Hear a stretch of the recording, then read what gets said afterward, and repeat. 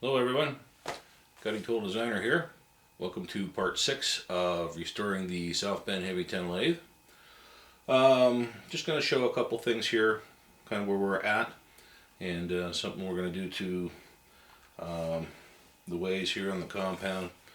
Also got my A-Bomb 79 t-shirt, arrived on Christmas Eve, just in time for Christmas. If you don't know A-Bomb 79, it's Adam Booth. He has a channel on machining. He has a home shop. He also is able to take video occasionally at work. Works for Motion Industries. I'll leave you a link down below to his YouTube channel. Please check him out. Great guy. Met him at the Summer Bash out there in Stan Zinkowski's place. And Adam has a lot of unique talents. He does a lot of work on large components, and he does an excellent job. He's got some interesting equipment at his home shop. Monarch lathe, K&T horizontal / vertical universal mill. I think he has a Dual Bridgeport style. He also has another lathe. I'm trying to remember the name of it. But he's great at welding, great at turning, great at milling. A lot of interesting stuff. Highly suggest you go check him out. So anyways, what we're going to do today is kind of show you some of the parts, what position they're in so far, and show you what I'm going to do with the way areas to clean them up a little bit. So stay tuned. Stay tuned. Be right back. Okay, everyone. Basically, here we have the compound. It's all been stripped, run through the Evapo-Rust. Everything looks pretty good. What I want to work on is the bottom of the ways. Now, in this particular case, the scarfing on the inside of the V's is still visible. And what scarfing is, it's done like scraping, but it's not scraping the ways. What they do is, once you have a flat surface, you go in and usually do a X along the surface and scrape away some of the material, and that is for oil retention.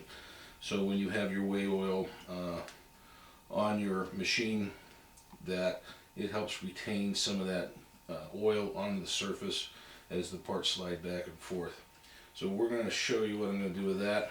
Also, here's the hand wheel for the tailstock. Got it all stripped and derusted, and then I went through and I polished up the handle, and I started doing some painting. Again, this is South Bend gray per the recipe of Brad Jacob. And again, if you can see that or not, I'll try and see if it gets in close enough. But there's the components that Brad had given me. I went to my local Sherwin-Williams and had 2 quarts made up. And then also just picked up this, they also had this set of artist brushes. They weren't very expensive, and they look like they're okay. They're not like super high quality, but they're decent. This, of course, is the locking handle. This I'm going to spend a little bit more time on. I don't want to go full-fledged overboard on a lot of this stuff. I want this to kind of be a restoration, but what they call, like Keith Appleton says, a sympathetic restoration. So we're not going to take away all the wear and tear. We're not going to fill in, and smooth out all the casting lines. You can still see how rough this is casting surface in here. I'm not going to clean that up. I could go in there and sand it and smooth it out. In big gouge areas I could go through and put in some putty and sand it. I'm not doing that. This is going to be a sympathetic restoration. We're going to fix everything that needs fixed, make it a working machine. We're going to clean it up, we're going to paint it, we'll make it nice, but it's not going to be a showroom quality, because I intend to use this thing. So the other thing too is these oiling holes here had no set screws in them, and typically the standard set screws are just slotted. So I was able to pick up some hex ones at the local hardware store. I'm not going to worry about that. But these are 1032s in most of these little oil ways on the machine. Now the gib lock on the side is also a number 10, but it's not a 1032 and it's not a 10 fine. This is this screw here. It actually looks like it's a coarser thread, so it might be a 1028, which I wasn't able to find that locally because I'm missing the one on the side of the cross slide. Plus there was no brass shoe in here. There's a number of places on the machine where the brass shoes are missing. So I'll either get some brass rod to make the fill in the components that needed it. For instance, this is the back of the tailstock. Because this, again, cleaned up pretty nice. Got it all polished up, and basically all I do is I took like a permanent marker, a Sharpie, black Sharpie, filled in there and let it dry, and then just took a gray Scotch-Brite pad. Had a piece. I use this piece for doing small stuff. So, and I think you can see that. The screen on this camera is pretty small, so I can't quite make it out. So the lines show up pretty good now.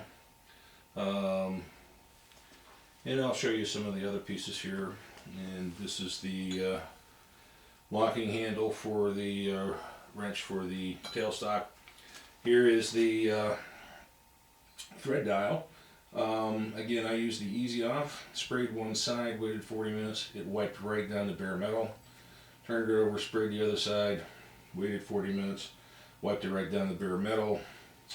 Threw it in the Evapo-Rust, which it looks like this was done a few days ago. I'm starting to get some surface rust, so I might have to do that again before I paint it. You always want to try and make sure there's no rust building up on it before you paint it. And here of course is the dial, and it's got some dings and nicks in it. And I'm not going to try and sand all that out and make it perfect. You have to rescribe those lines, but I did polish it up a little bit. Looks pretty good. Still see the lines real good. And over here on the tailstock, and of course over here is the locking collar, and it turned out pretty decent, nice and shiny. So that turned out nice. And of course here's the tailstock wheel. Let's see if we can get in there to see the lines for measurement. Looks pretty good. Of course I'm just setting that in there right now. I still have to clean out the inside a little bit. That has not been degreased yet. Okay, so what we're going to do to move on to the next step is, of course, here's the bottom of the compound. Now what I've got is some 400 grit wet and dry sandpaper, and I cut a piece off, a thin strips off of it. Use a crappy pair of scissors, but it cuts right through it. And then I got some of this 3M 77 super adhesive, and just sprayed the backside of the sandpaper, the wet and dry sandpaper, and then stuck it down until it got to the point where it's holding. Now I can should be able to peel this off when we're done, and then I'll just take some acetone to clean off the glue residue. But what we're going to do is on the bottom here, this is actually in really good shape, but you do see some lines where stuff has gone through and some discoloration. Now what I want to do is I don't really want to remove material. We're not trying to polish this and make it all shiny. What we want to do is level it out. So the intent here is to use the sandpaper on the surface that it's going to mate to, And then we'll do the reverse of this to the bottom piece. We're going to start with this piece, and then we're just going to lightly rub. And what we want to do is all those wear marks that are on there, they're all linear, but they still have high and low spots.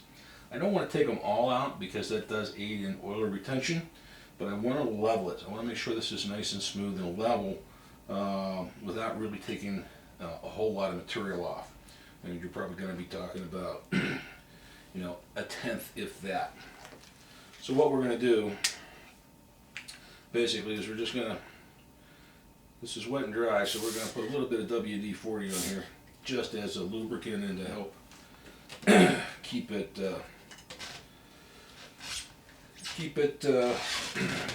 see, it goes this way, lubricated, and also keep the sandpaper open. And what we'll do is we'll just rub back and forth. A little hard to hold on to.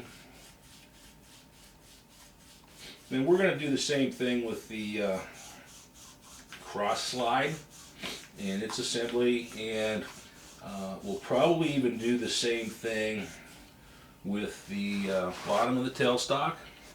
But we'll actually attach, I'm not going to do it on the actual ways on the lathe, but I'm going to do it on, I'm going to put the sandpaper on that. And I'm going to use the far end where the least amount of usage is at. And we'll use that to dress up the bottom of the tailstock assembly and also the bottom of the saddle. And just to kind of clean that up, true it up, get rid of any serious wear marks if stuff got in there, and I haven't taken it off yet, so I don't know what it looks like underneath. So,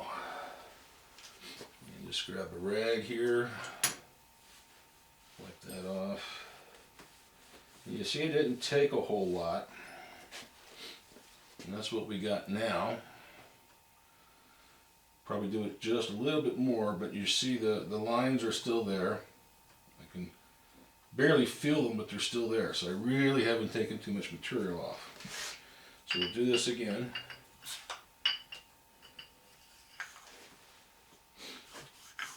And again, I did what, about 30-40 seconds. If somebody watches the video and wants to go back through and see how much time I actually spent doing this, it's not much. We're not taking, we really don't want to take any stock off. We just want to level this out. So just do a little bit at a time. Wipe it off. Take a look at it. And again, you can see all the wear lines are still there. We still have some discoloration here and then towards the ends. A little bit along there, a little bit along here. So we're just leveling this out. And those lines are still going to be there. We don't want to remove them completely. But we're going to level it out. And we'll still have oil retention on there. And it should help with being able to slide a little smoother then once everything goes back together. And this will probably be the last pass that I'll make on this.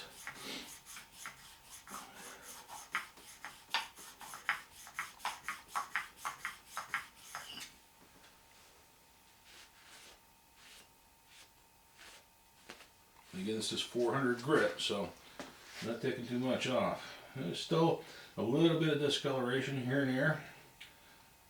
Most of the lines are still there, and I'm liking that.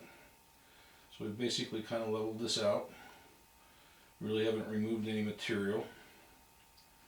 So that's what we're going to continue to do before we go through and finish painting and reassemble everything. I want to have those types of things done. Okay, so, and again, what I did here is after the glue dried, I kind of creased it down a little bit because I didn't want it up on the sides to kind of roll the edges of the part piece. And just as I thought. Now I could probably reuse this again. I'll check out. Spray some more adhesive to it. And put it on the bottom side of this piece now. And then now I want to basically be on the edge, so we don't want to be going into the V-ways. And do the same over here. Again, we're just looking for this to match these surfaces and remove all the high spots and level it out. Okay, now I'm going to have to get I have some acetone here. I'll get that and clean out the glue on there so that we can do that surface. So, be right back. Okay, we're back. Got the acetone, wiped it right off. This part here, you can actually see those scarf marks. See how the little X's that go across here? So, instead of a scrape, this was actually done with what they call scarfing. So you got these X's, and that aids in oil retention. They're not as pronounced as what they were probably when it was new. And you can see the wear marks on the surface. So what we want to do is kind of level that out too. And this one, you know, this surface is a little bit more rougher. But we'll get this leveled out. When we're done, you still should be able to see these scarf marks. So, going to do that. Put a tad more WD-40 on here. And again, we're mating these surfaces together. Get that all run down. All right. So we're going to do the same thing, but in reverse. And I'm going to move this back and forth because there's slopping here from where the gib's supposed to go. So I want to make sure I get those sides. So I'm pulling it left to right and sliding back along the other way and back down that way and then over again. And already you can see what's going on there.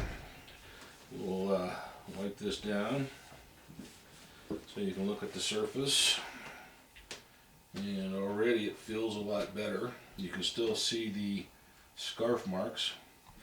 And again, we're just leveling this out so that those waves ride fairly smooth. And actually I can still feel those scarf marks. But we're smoothing out the rough edges on these raised areas. And we're using both parts together so they should stay coplanar with each other without a lot of deviation. So again, this is a small part, so down one side, shift over to the other side, and back over to the other side. That. And since we're pushing both surfaces together, again, that keeps the coplanarness of it, and we're not really removing a lot of stock. Again, if you want to time how long it took to do that, not spending a lot of time on it, doesn't need to have a lot of time on it, but already you can definitely see how much smoother this looks and feels. We still have plenty of the scarf marks showing up. Most of the large deviations, there's some deep ones in there which we're not going to get. But I'm going to call that good. Not going to put any more time into that one. Again, we're just leveling this out. You can see we really didn't get anything removed off the sides over here where it's not touching. And again, we can simply pull those off, set them aside, probably reuse them again, and go with a little bit of acetone on the rag. Just a dab will do. And wipe that that surface off. Wipe that surface off. And it is clean of all adhesive and oil.